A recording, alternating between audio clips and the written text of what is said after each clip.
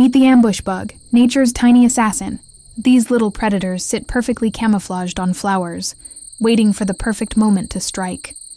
With lightning speed, they grab unsuspecting insects like bees, flies, and even prey much bigger than themselves. Their front legs work like deadly pincers, holding the victim while they inject enzymes that turn the insides into a smoothie they can drink. Nature might be beautiful, but it's also wild and brutal, and the ambush bug proves just how fierce small creatures can be.